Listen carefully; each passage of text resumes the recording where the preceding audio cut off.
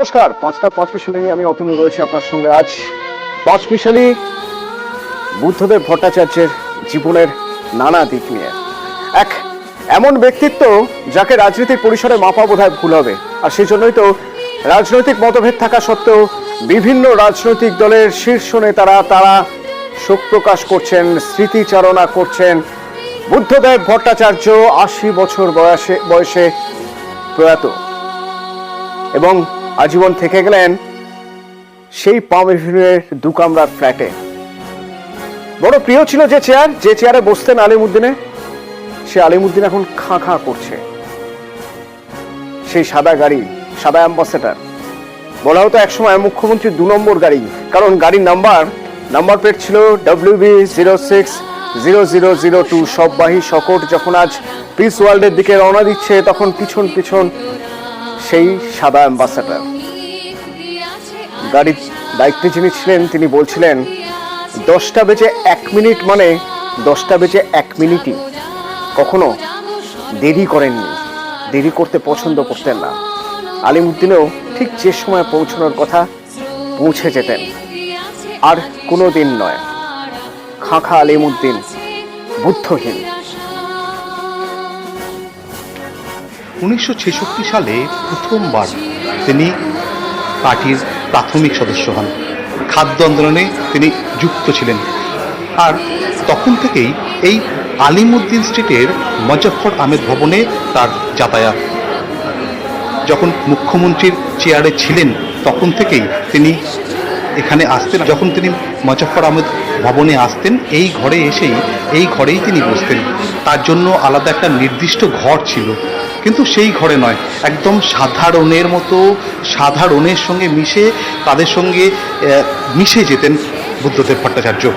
এই যে চেয়ারটি দেখছেন, এই চেয়ারটিতে এসে বসতেন এবং এখানে শুধু বসাই নয়, এখানে বসে এখানে যারা কর্মরত থাকতেন, যারা পার্টি কর্মী থাকতেন, যারা এখানে কাজ করতেন, তাদের সঙ্গে আড্ডায় মশগুল হতেন। দাবি বলতে থাকতো একটা লাল চা বা একটা ব্ল্যাক কফি, বাস এইটুকুই। তারপরে ঘন্টার পর ঘন্টা এখানে পার্টির কাজ করতেন। যখন মুখ্যমন্ত্রী ছিলেন তখনও পাম এভিনিউর বাড়ি থেকে বেরিয়ে প্রথমেই চলে আসতেন এই ঘরে। আজ এখানকার মানুষজন তারা বড্ড শূন্য বোধ করছেন, কারণ বুদ্ধদেব ভট্টাচার্য আজ নেই। শেষবার হয়তো 2016 সালে এখানে শেষবারের মতো এসেছিলেন, এবং 2016-র পরে এতগুলো বছর শারীরিক অসুস্থতার কারণে হয়তো আসা হয়নি। তারা কিন্তু বুদ্ধদেব ভট্টাচার্যকে কখনো ভুলতে পারবেন না। মুখ্যমন্ত্রীর মেয়াদের 11 বছর তো বটেই, তার বাইরেও বাংলার রাজনীতিতে এই আলিমুদ্দিন স্ট্রিটের পার্টি অফিসের ইতিহাসে জলজল করবে বুদ্ধদেব ভট্টাচার্যর নাম। ক্যামেরায় পিন্টু সরকারের সঙ্গে পারাদীপ ঘোষ, নিউজ 18 বাংলা, কলকাতা। এক দীর্ঘ জীবন, তো সেই জীবনের সঙ্গে যারা যারা জড়িয়ে রয়েছেন, যারা যারা সংস্পর্শে আসতে শুরু করেছেন বা সংস্পর্শে এসেছেন, প্রত্যেকেই বারবার তার কথা বলছেন। যেমন যে স্কুলে পড়াশোনা করেছেন, যে স্কুলে তিনি পড়েছেন, সেই স্কুল শৈলেন্দ্র সরকার স্কুল। 1961 সালে এই স্কুল থেকে উচ্চ মাধ্যমিক পাশ করেছিলেন বুদ্ধদেব ভট্টাচার্য। মুখ্যমন্ত্রী হওয়ার পরেও গিয়েছেন এই স্কুলের শিক্ষক শিক্ষিকা পড়ুয়া বুদ্ধদেব ভট্টাচার্যের স্কুল বলেই চেনেন এই শৈলেন্দ্র সরকার বিদ্যালয়কে।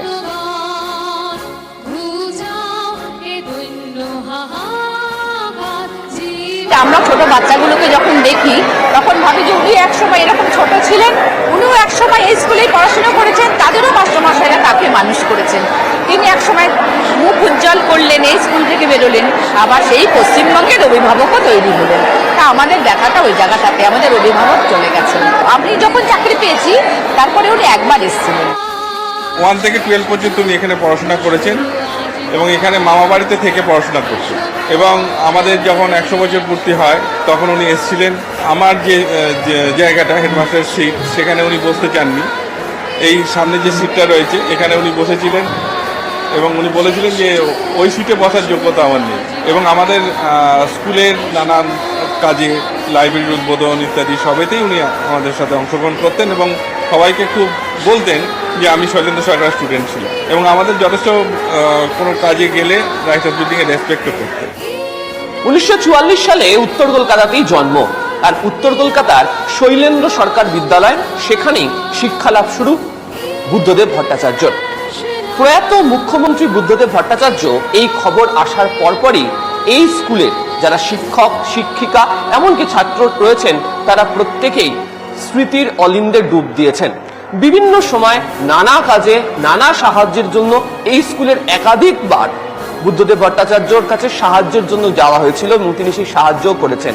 এমনকি এই স্কুলেও তিনি মুখ্যমন্ত্রী থাকাকালীনও এসেছেন, পরবর্তী সময়েও তিনি এখানে এসেছেন, বারবার ধরে খোঁজ নিয়েছেন তার প্রিয় শিক্ষা প্রতিষ্ঠান সম্পর্কে।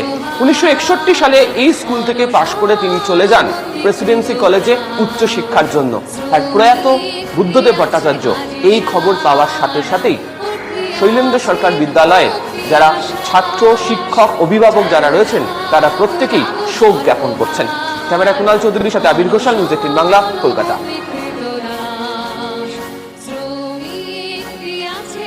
আর যখন ছাত্র অবস্থায় যখন ছিলেন, সে সময় বুদ্ধদেব ভট্টাচার্য থাকতেন কোথায়? রামধন মিত্র লেন, উত্তর কলকাতার রামধন মিত্র লেন। সেই 11টি রামধন মিত্র লেনের 3 তলা অনেক গল্পের সাক্ষী। হলুদ দেওয়ালের বাড়ি, ছেলেবেলার বন্ধুদের কথা বলছেন কেউ কেউ, যখন যে সময় নাটক, ক্রিকেট এই সব নিয়েই থাকতেন বাচ্চু, পরবর্তীতে বুদ্ধদেব ভট্টাচার্য।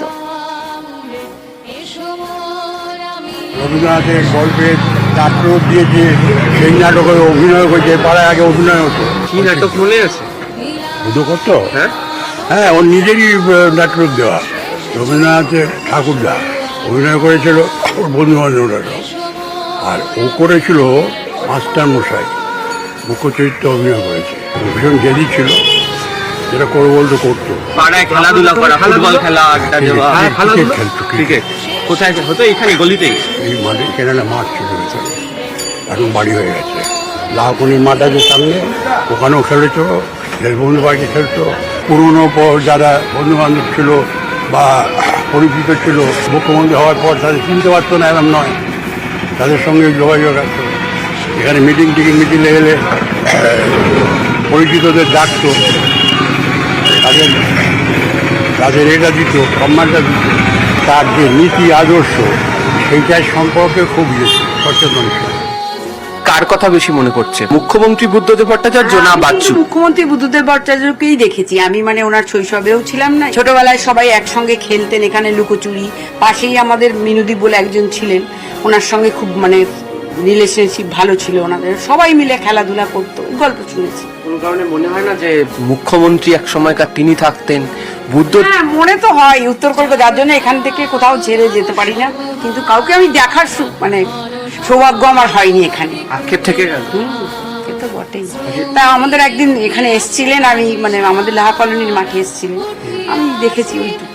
আজকে একদিন একটা নক্ষত্র পতন হয়ে গেল, সকাল থেকেই মনটা ভারবার হয়ে যাচ্ছে। ছোটবেলায় তো আমরা মাঝে মাঝে থাকতাম, আমি মাঝে মাঝে থাকতাম না, আমার বাবা ট্রান্সফারের চাকরি ছিল, সেই জন্য কষ্ট আমি খুব একটা বলতে পারতাম। তবে আমার দিদিরা সব ছোটবেলায় একসাথে সব খেলাধুলো করতো, পাশের বাড়ির যারা ছিল তারাও খেলাধুলো করতো, এগুলো শুনেছি। একবার নাটক সবাই মিলে করেছিল, আমি এই পাঠ করেছিলাম, ওরা এই পাঠ করেছিল, এইসব অমল ও দইওলা বলে একটা বই হয়েছিল, সাহিত্য চর্চা ছিল, এইসব মানে বাড়িতে হতো।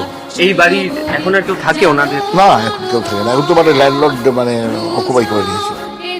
রামধন মিত্র লেনের এই বাড়ি, যদিও এই বাড়ির চেহারা দেখে এখন বোঝার উপায় নেই যে এই বাড়িতেই একটা সময় রাজ্যের প্রয়াত প্রাক্তন মুখ্যমন্ত্রী বুদ্ধদেব ভট্টাচার্য বাস করতেন।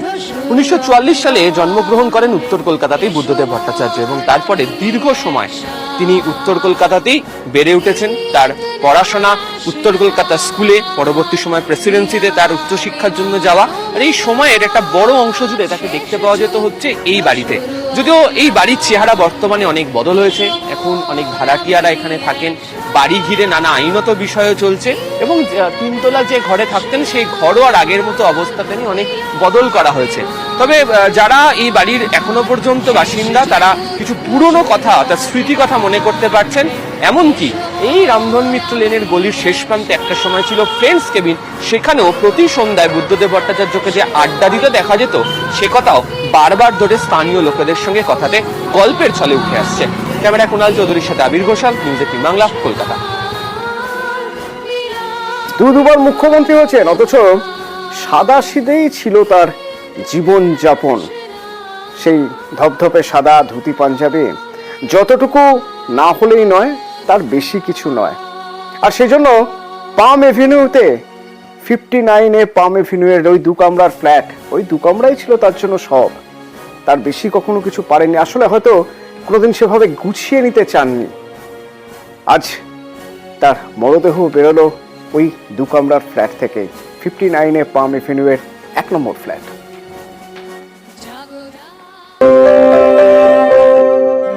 ঊনষাট এ পাম অ্যাভিনিউ, ফ্ল্যাট নাম্বার 1, এটাই ঠিকানা। ঠিকানা যেমন ছোট, ফ্ল্যাটটিও তেমনই। কিন্তু যিনি এই ফ্ল্যাটে থাকতেন তিনি বঙ্গ রাজনীতিতে বড় অধ্যায়। দীর্ঘদিন ধরে এটাই বুদ্ধদেব ভট্টাচার্যের বাড়ি।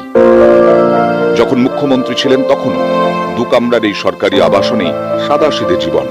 ঘরে ঠাসা বই, এখানে ওখানে ধুলো।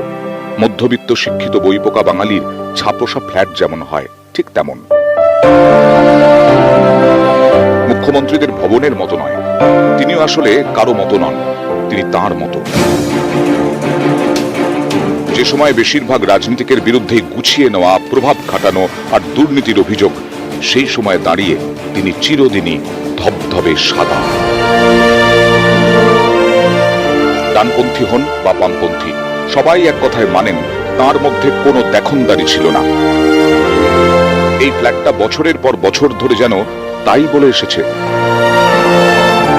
Simple living, high thinking. এই মন্ত্র আজ অনেকেই আর কানে তোলেন না, কিন্তু তিনি জীবন ভর যেন এটাই মেনে চলেছেন। কাকা সুকান্ত ভট্টাচার্য ছিলেন প্রিয় কবি।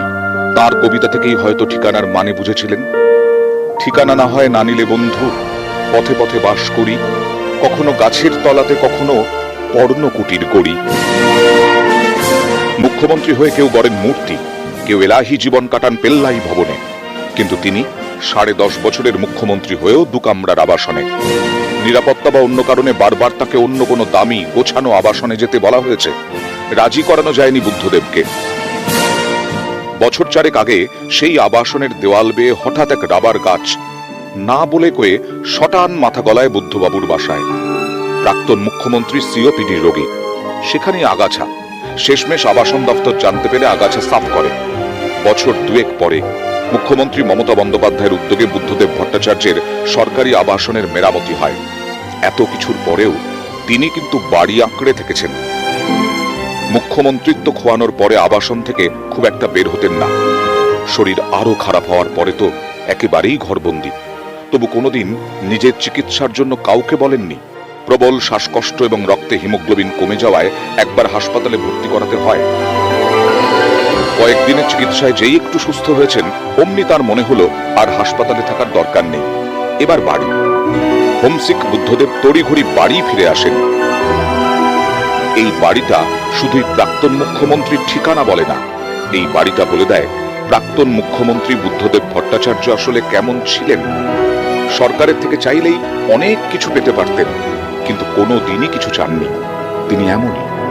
নিজের একটা বাড়িও ছিল না, শেষ দিন পর্যন্ত ঠিকানা সেই সরকারি বাসা।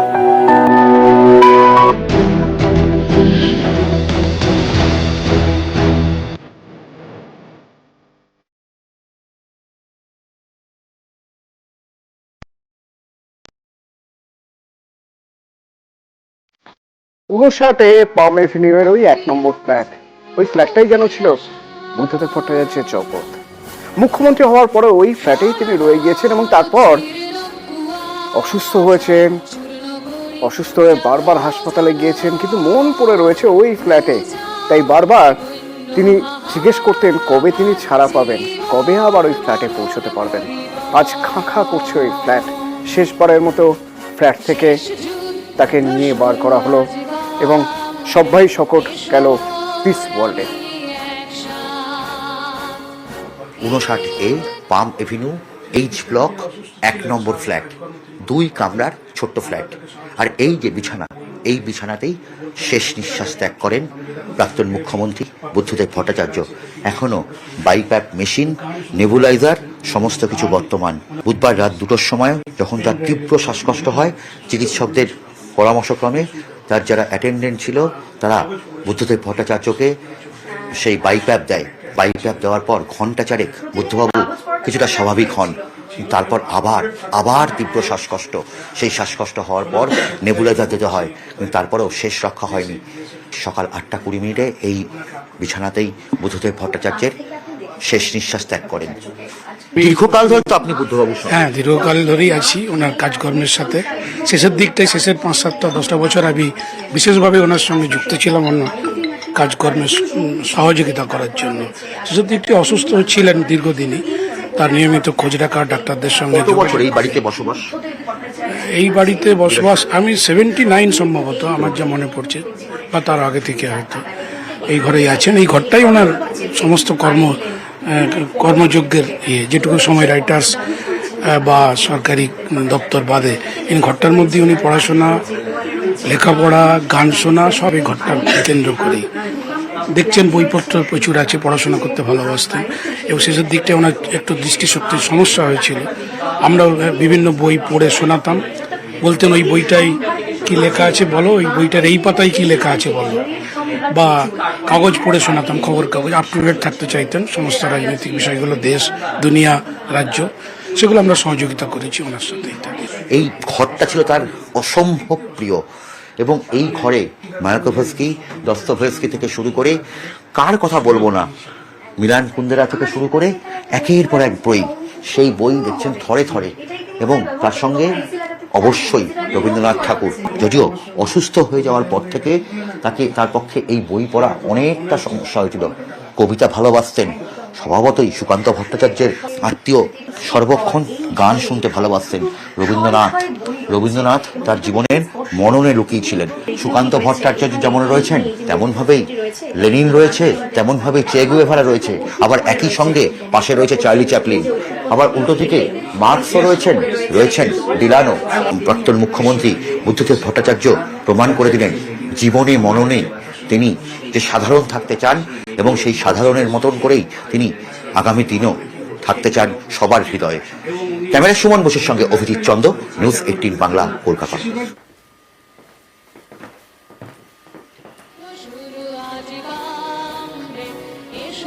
দমদমের শেঠবাগান আদর্শ বিদ্যামন্দির, এই স্কুলের ছাত্রছাত্রীরা সেই 1968 সালে দেখলেন যে একজন ধুতি পাঞ্জাবি পরে পড়াতে এসেছেন।